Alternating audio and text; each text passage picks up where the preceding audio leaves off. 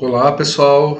Vamos dar início à nossa última atividade 5 da disciplina, a nossa disciplina de Educação para as Diversidades Étnicas e Culturais, e hoje nós vamos discutir o tema Ensino e Diversidade Étnico-Culturais, tá? O módulo 5, ele inicia hoje, dia 27 de janeiro de 2022, e o prazo para postagem das atividades, né, avaliativas é até dia 5 de fevereiro, certo?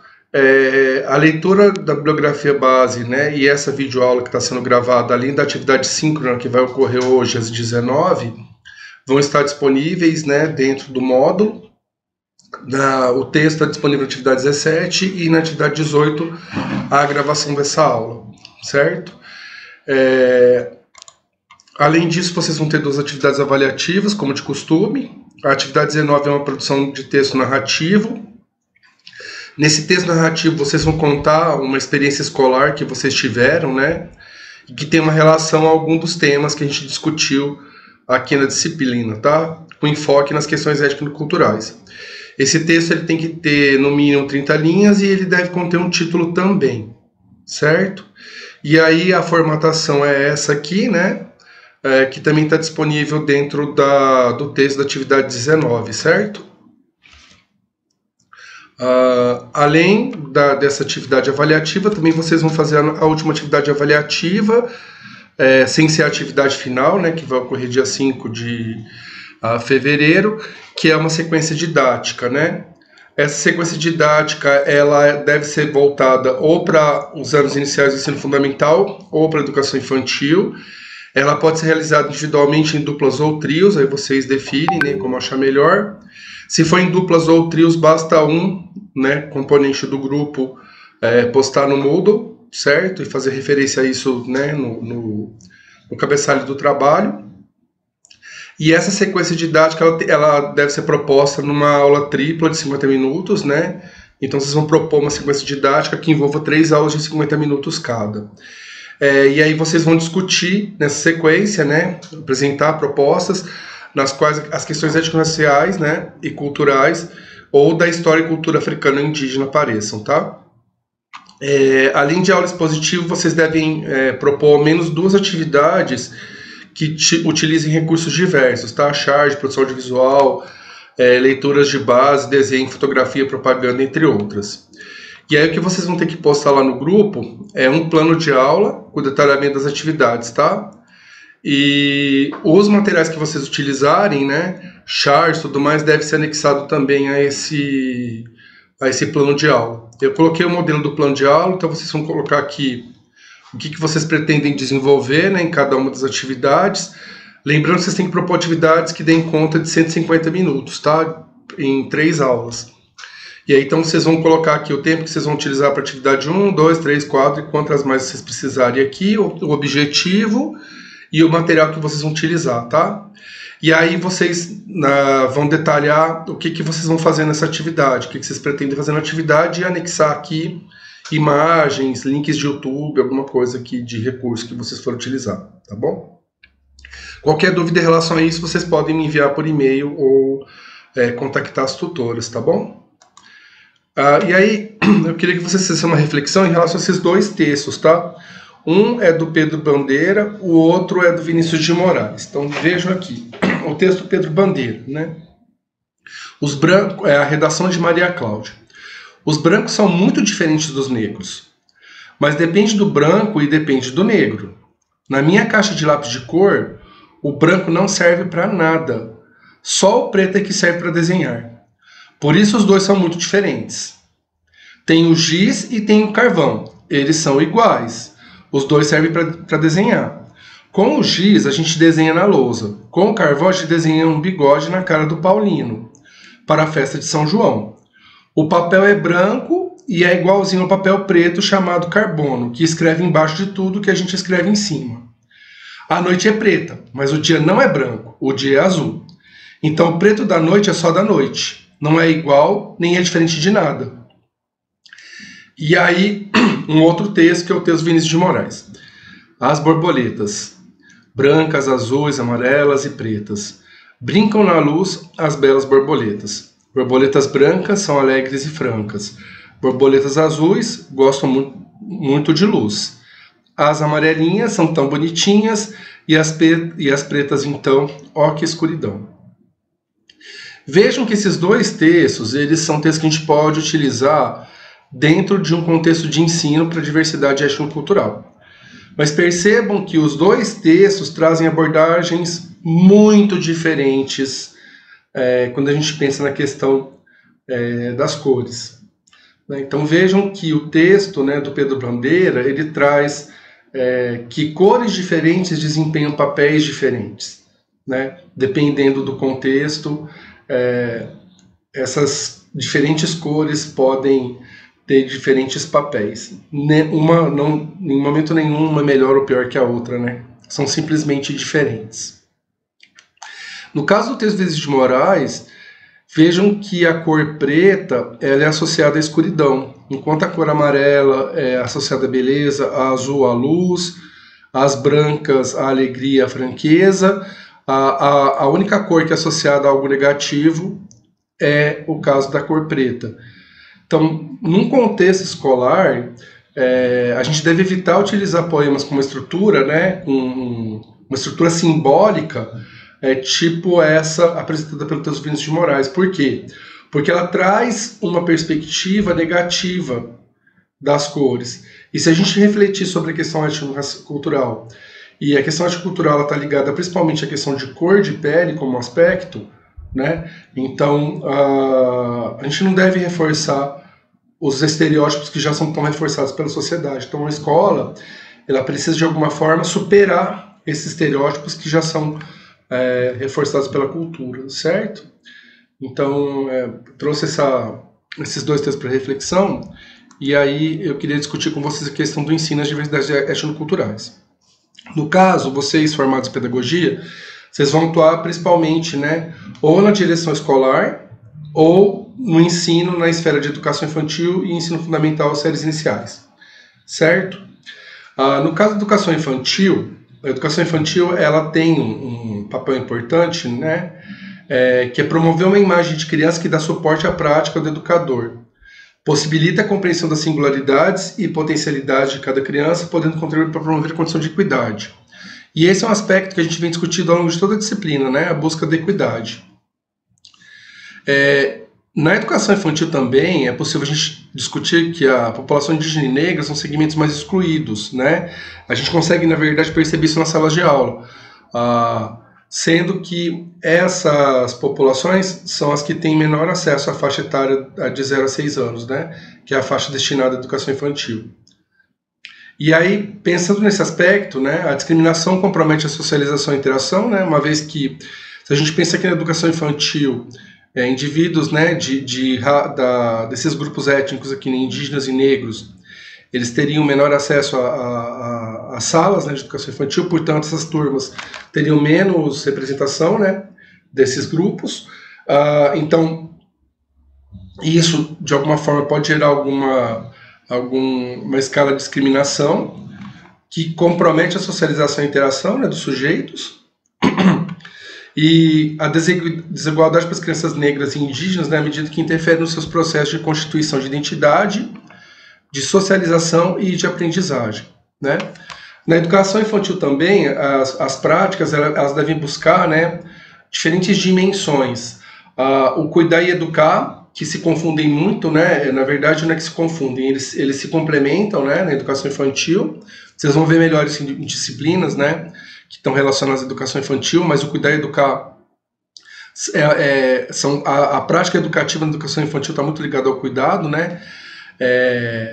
E aí, nesse sentido, né, o cuidar e educar propicia situações de cuidados, brincadeiras e aprendizagens, orientadas de forma integrada e que possam contribuir para o desenvolvimento das capacidades infantis de relação interpessoal, de ser e estar com outros, uma atitude básica de aceitação, respeito e confiança.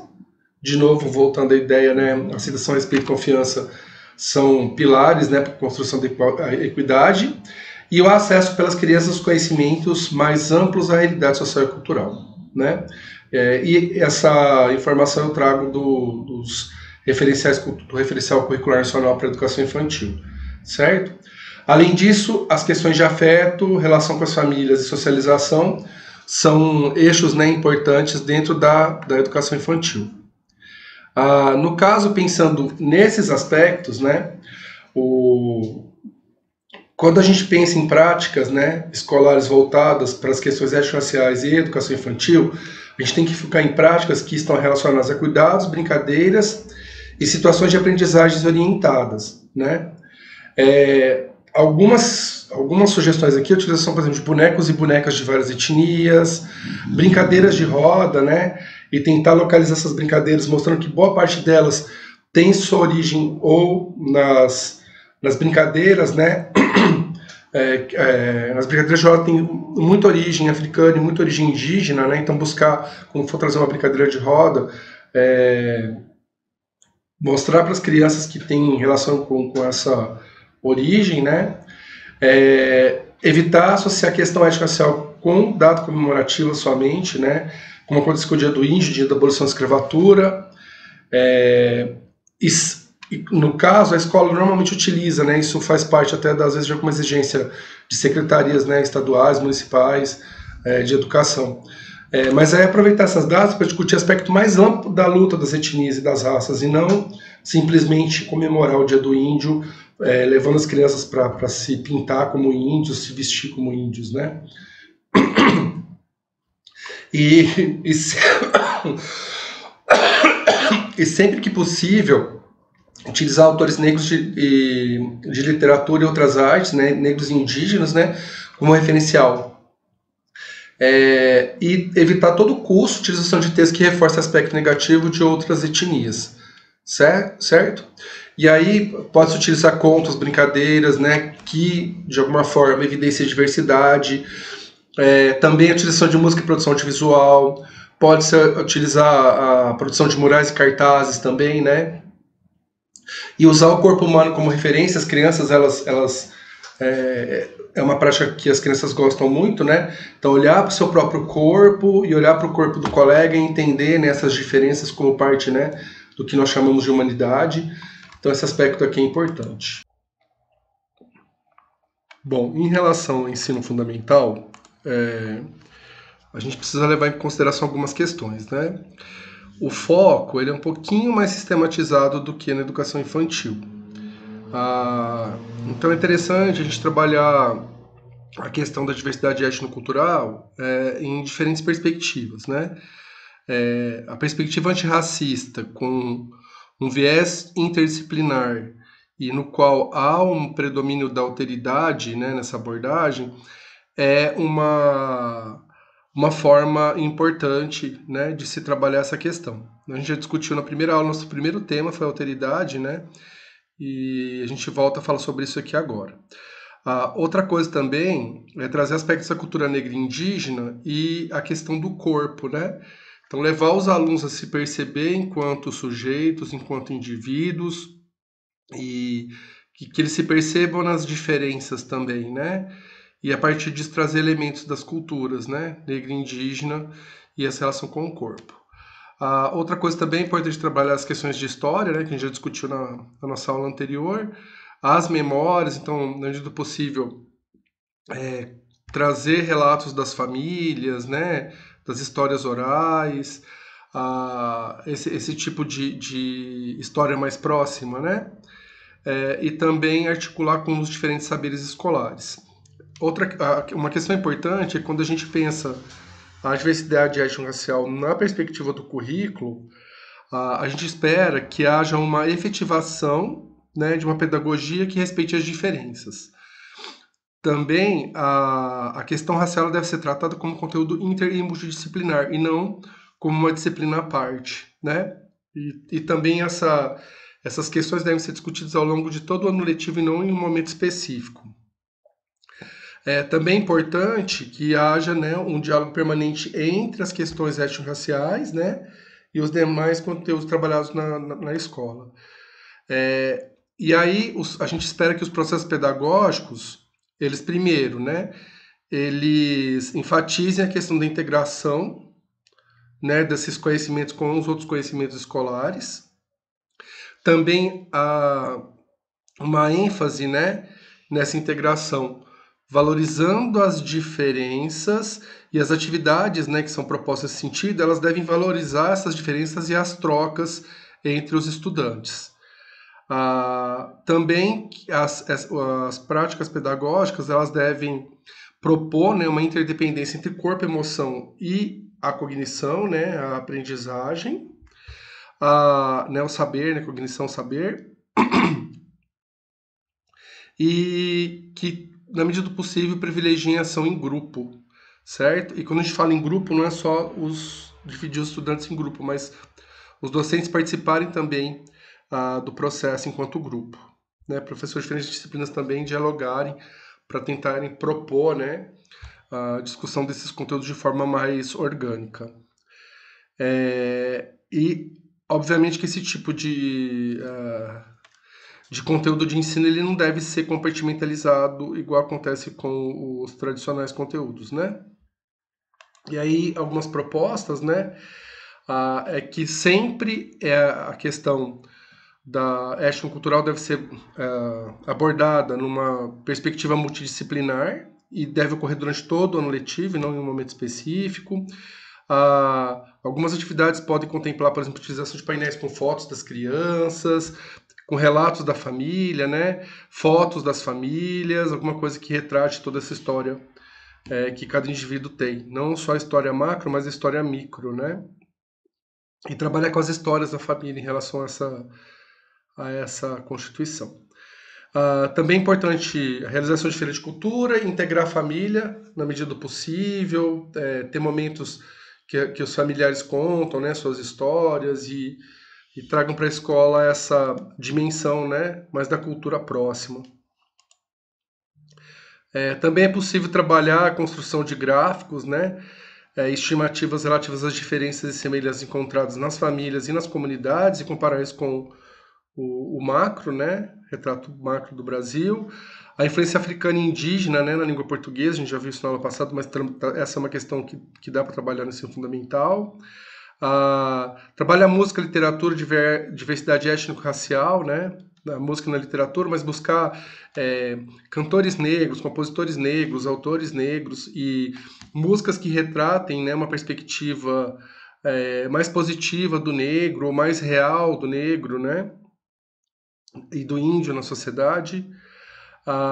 Também traz essa questão das trajetórias do povo negro no espaço, então, de onde eles vieram, de que maneira que eles foram ocupando os espaços, porque há, por exemplo, um predomínio de negros mais para o norte, nordeste do Brasil e menos para o sul, o que aconteceu aí durante a história, né, dessa formação social do Brasil. Também é possível relacionar arte e matemática, né? A arte indígena e a arte africana, ela apresenta muitas figuras geométricas, então trabalhar essas figuras geométricas, entender por que a arte indígena e a arte africana trabalham com essa construção, né? Trabalha com elementos como charges, imagens, propaganda também, ajuda bastante a desenvolver as questões étnico-raciais no ensino fundamental e sempre que possível contrapor a nossa visão euro e etnocêntrica, né, com as questões culturais, né, africanas, indígenas e de outras etnias que compõem, né, o que nós chamamos de cultura brasileira, certo? O que eu tinha para conversar com vocês hoje era isso. E eu espero ver vocês em breve, certo? Até uma próxima. Abraços.